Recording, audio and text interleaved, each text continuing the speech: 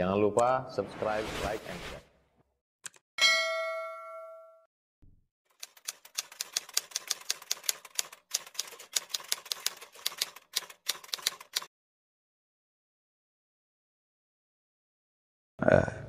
Yang kemarin kita bahas mengenai niat ya. Jadi yang kemarin niat itu yang wajib ya, yang wajib terlintas di hati ada 3 yang diistilahkan dengan qasad, ta'arud, ta'yin. Bahasa Arabnya usalli fardhu zuhri, usalli fardhu asri, usalli fardhu maghribi, usalli fardhu isya'i, usalli fardhu subhi. Itu dia. Ini yang wajib terlintas di hati. Terjemahannya, sengaja aku salat fardu zuhur. Terlintas di hati seperti itu sudah memadai. Kalau dia berjamaah berarti yang wajib ada 4, tinggal tambah makmuman. Ya, usalli fardu zuhri makmuman. Ya, makmuman udah. Itu yang wajib 4 kalau berjamaah. Kalau sendirian 3 saja. Ya. Nah, sekarang tambahan ta'arudun li ada'in aw qada'in. Ya. Yakni disunnahkan, ya, disunnahkan menta'arudkan juga dengan tambahan adaan atau qada'an. Sunnah ya. Ini kalau tak terlintas di hati tidak mempengaruhi, cuma sunnah. Menekankan salat ini tunai atau qada bayar hutang. Jadi kalau salat qada itu di luar waktu, kalau masih dalam waktunya namanya adaan. Dan sebutan adaan tidak wajib, sekalipun dia ada salat qada, ya tak wajib dia. Umpamanya dia salat maghrib, ini salat maghrib nih, ya. Lalu dia ingin mengqadha salat maghrib yang kemarin tinggal. Setelah salat maghrib qadha maghrib. Walaupun diiringi salat maghrib dengan qadha maghrib, ucapan adaan atau qadhaan tak wajib. Ya, jadi usalli fardal maghrib ya makmuman lillahi ta'ala kalau berjamaah. Kalau yang kada tadi qada saja, tak sebut qada pun sah. Ya. Itu artinya menetapkan salat tunai atau qada tidak wajib, cuma sunnah. Yang terbaik pakai. Yang terbaik pakai. Jadi sunnah itu dilakukan mendapatkan pahala. Kok ditinggalkan tidak masalah, tidak mempengaruhi sahnya salat. Nah, sekarang wal asahu sihatul ada'i bi niyatil qada. Sah salat ya, menurut pendapat yang sahih, sah salat adaan dengan niat qada. Wa aqsihi atau sebaliknya salat qada di niat adaan. In udhira bin nahwi ghaimin, jika terjadi uzur. Ada uzur. Uzur di sini seperti awan menutupi. Ada orang bangun, begitu bangun pagi hari masih gelap. Padahal sudah terbit matahari karena awan gelap. Biasa kan? Pagi itu gelap, padahal udah jam 6. Ya, padahal sudah jam 6 gelap hari. Dia pun menyangka, oh ini masih subuh nih. Dia pun niatlah usalli fardhu subhi rak'ataini adaan. Dia niat adaan dengan perkiraan subuh masih ada waktunya. Padahal itu cuma pengaruh cuaca gelap, padahal sudah jam 6. Dia pun salat, assalamualaikum warahmatullah, assalamualaikum warahmatullah. Lagi wirid-wirid teringat, lihat jam Jam 6 nih. Tadi niat adaan berarti qada kan? Sah. Ya, karena perkiraannya wajar dia keliru. Karena cuaca gelap. Nah, gitu juga sebaliknya. Ya, juga sebaliknya. Wa illa batalat qat'an bitala'ubihi, jika tidak batal karena dianggap main-main. Ini udah jam 6 dah nih, hari terang. Tahu dia waktu sudah habis, sengaja niat adaan, batal. Ini main-main dengan hukum namanya, ini tak boleh. Ya, ada unsur kesengajaan seperti itu, hukumnya haram, batal lagi. Jadi niat adaan itu sunnah. Tambah lagi. Wa ta'arudun listiqbalin, ya wa ada di raka'atin. Demikian juga menetapkan listiqbal, menghadap kiblat, ataupun ada rakaat, menyebutkan jumlah rakaat sunnah juga, tidak wajib. Ya, tidak menyebut mustaqbilal qiblah pun tak wajib. Kok dilakukan? Boleh. Apa sebab? Karena belum tentu kita tepat menghadap kiblat. Kemarin sudah disinggung kan? Kalau orang berada di Masjidil Haram, betul dia menghadap ain kiblat, wujud kiblatnya nampak Kaabah. Tapi dari Masjid Syakirin nampak dah Kaabah tu. Itu namanya al-jihah, arah saja, kira-kira inilah sudah memadai. Ya, menurut ahlinya ini kiblat, tapi belum tentu tepat. Ya, yang berada di Masjidil Haram, ya boleh menyebutkan mustaqbilal qiblah. Kemudian jumlah rakaat juga begitu. Kenapa tak wajib? Udah tahu dah, walaupun tak disebut salatsa rakaat, maghrib tetap 3 kan. Walaupun tak disebut arba'a rakaat, zuhur, asar, isya tu 4. Walaupun tak disebut rakaat. Tapi kalau disebut rakaat, sunnah, menambah fadilah. Ya, fadilahnya. Nah, kemudian terakhir menambah lillahi ta'ala. Nah, menetapkan lillahi ta'ala itu juga hukumnya sunnah. Apa sebab? Ini termasuk sesuatu yang berat. Ya, sulit tahap awal ni beribadah semata-mata untuk Allah. Tak mudah itu. Ya, perlu waktu, perlu pemahaman, baru betul hati niat menghadap Allah. Nah, jadi yang wajib 3, usalli fardhu zuhri. Ditambah lagi kesunahannya ada 4. Yang mana itu? Nah, yang 4 macam tadi itu. Rakaat, mustaqbilal qiblah, adaan lillahi ta'ala. Tambah 4 nih. 4 yang sunnah, 3 yang wajib. Yang wajib usalli fardhu zuhri, 3 macam. Ditambah lagi kesunahan. Apa itu? Ya, rakaat, mustaqbilal qiblah, adaan lillahi. Jadi 7 niat ni, 7 kalimatnya. 3 yang wajib, 4 yang sunnah. Ya, kalau 3 saja terbetik di hati sudah sah. Oh, tambah lagi 4 macam ini, sempurna sudah. Sempurna, sempurna. Itu dia. Mau yang sempurna ke mau yang wajib? Pakai semua. Tapi ingat, terlintas di hati waktu takbiratul ihram. Allah, itu masuk semua tu. 7-7-nya masuk. Bar, kata dah, selesai itu dah. Ya. Saya ulangi. Allah, niat masuk 7 macam tu. Bar, kata dia. Ni saya beri contoh ni, jangan pula begitu pula bacanya.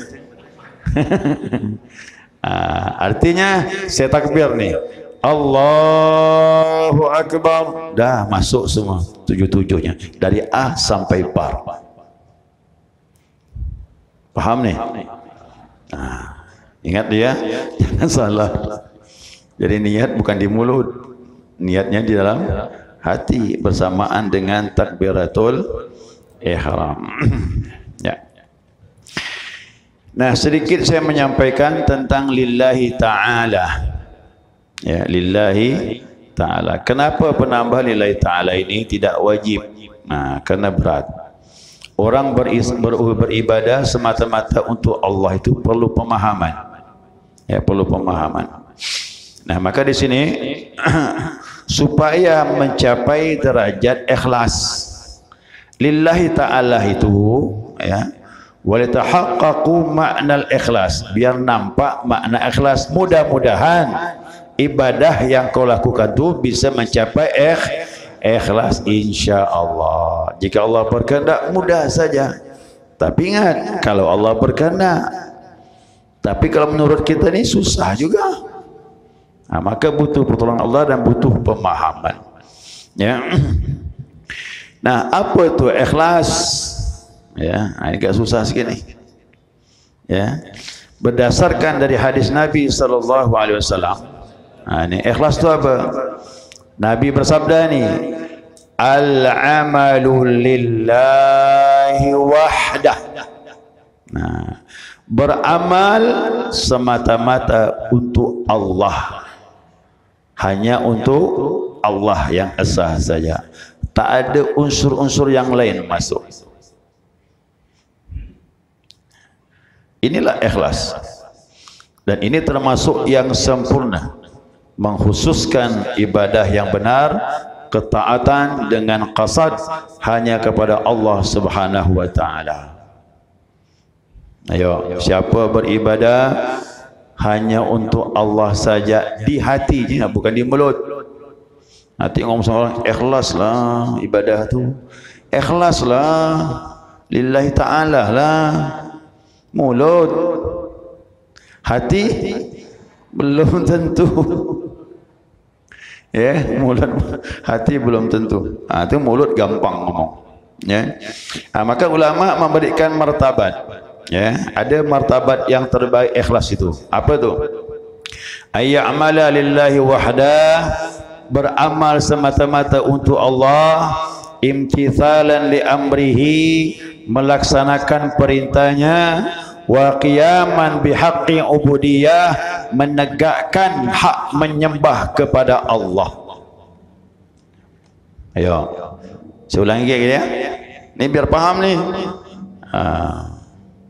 Saya ulangi lagi. Ikhlas yang terbaik yang dimaksudkan oleh Nabi itu adalah yakni beramal semata-mata kepada Allah saja untuk melaksanakan perintah Allah dan menegakkan hak penyembahan ubudiyah kepadanya. Kenapa kau beribadah sama Allah? Allah memang berhak untuk disembah. Nah, paham ni? Lalu karena apa kau menyembah? Tidak karena apa-apa. Karena dia berhak untuk disembah. Karena dia Tuhan yang menciptakan. Dari tidak ada menjadi ada. Dia beri nikmat yang begitu banyak. Dengan ini sudah pantas aku menyembah dia. Surga macam mana? Itu urusan kedua. Terus urusan ketiga. Boleh jadi urusan yang keempat. Bukan kita tak mau surga, bukan. Tapi jangan menyembah karena ini nanti susah pula. Orang salah faham. Tengoklah ustaz tu ngajar, sombong betul tak mau surga. Nah, bukan tak mau surga. Jadi kalau seandainya kita menyembah karena surga, kalimatnya dirubah. Dirubahlah kalimatnya. Jangan lillahi ta'ala, lil jannah.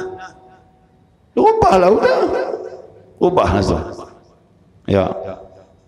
Usalli fardal maghrib 3 raka'atin adaan lil jannah. Wani. Wani bilang gitu. Tak wani kan? Makanya niat ini tidak wajib, dia sunnah, kena berat memang. Kalau ibadah tanpa pamrih itu memang begitu tahap awal. Ikhlas itu ibadah tanpa pamrih. Memang Allah berhak disembah. Ini tak semudah saya pun cuma ngomong saja. Ayo kita sama-sama praktekkan. Cara macam mana? Ayo ambil zikir ni, hantamkan hati itu, isi dengan la ilaha illallah, la ilaha. Hantamkan hati itu biar ada Allah di hati. Kalau ada Allah di hati, bisa ibadah karena Allah. Kok hati tak diisi dengan la ilaha illallah, susah. Ni mau pergi ke mana ke ujung mana pun kita belajar. Kalau ketemu ulama-ulama mengajarkan ikhlas, tetap inilah dia. Ujung-ujungnya suruh zikir la ilaha. Karena la ilaha illallah itu disebut Nabi kalimatul ikhlas. Kalimatul ikhlas, orang yang mengamalkannya udah betul tauhidnya, ikhlas dia. Ya, ikhlas dia insyaallah. Ini namanya ikhlas yang tertinggi, ya, ikhlas yang tertinggi. Kemudian ada derajat yang kedua, ya, yang kedua ni masih mendingan lah, ya, masih mendingan. Walau wusta, jadi yang pertengahan, wahia ayya'mala li thawabil akhirah. Ini derajat yang bawah ni, bawah sikit daripada yang tadi. Apa tu? Dia beramal untuk mendapatkan pahala di akhirat. Aku ingin bahagia di akhirat. Oh, ini bagus dah. Tapi belum dikatakan ikhlas yang sebenarnya. Ikhlas yang sebenarnya tadi, yang pertama tu. Ya. Jadi siapa yang beramal ingin mendapat akhirat, itu ikhlas derajat yang kedua.